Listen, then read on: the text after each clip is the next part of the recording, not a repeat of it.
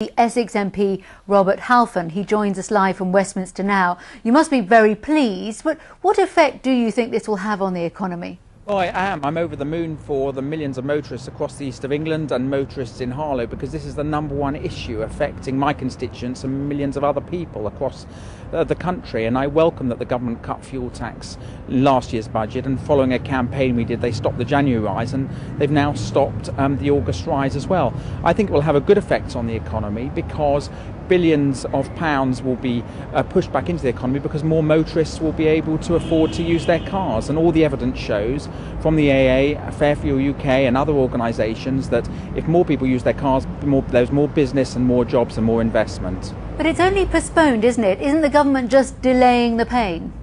Well, Rome wasn't built in a day. It's been a huge effort with myself and other people and Fair Fuel UK and other MPs. We've done debates in Parliament, we've tabled motions, and we've got the government to listen, and we're very grateful for that. They did listen in January, and as I said, they cut fuel taxes last year. So let's do one step at a time. It's important that the government listened and recognised that the August rise was just a step too far, and we will continue the campaign.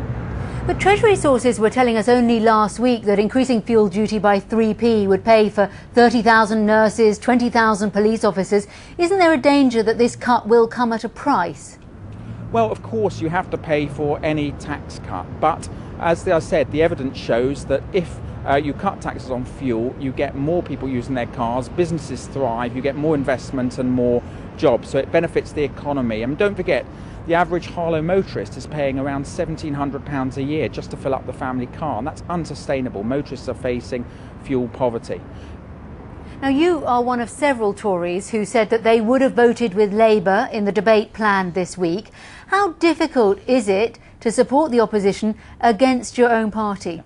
Well, no amendments had yet been tabled, but I made it clear that I opposed any August tax rise, because I've campaigned on this in debates in Parliament, as you will know, for the last 18 months, and it's the #1 issue that people mention to me all the time. This is incredibly important. It is difficult to oppose the government on these things, but to be fair to them, they listened. I had many discussions, not just debates in Parliament, discussions with relevant Treasury ministers. I went with other MPs to see ministers. I raised it on the floor of the House on numerous occasions, and the government listened. I don't like opposing the government, but at the end of the day, I have to represent my constituents of Harlow to the best of my ability. And when this is the #1 issue that people raise with me wherever I go across the town and the villages, it's important that I reflect their views in Parliament. Mr. Halfon, thank you very much.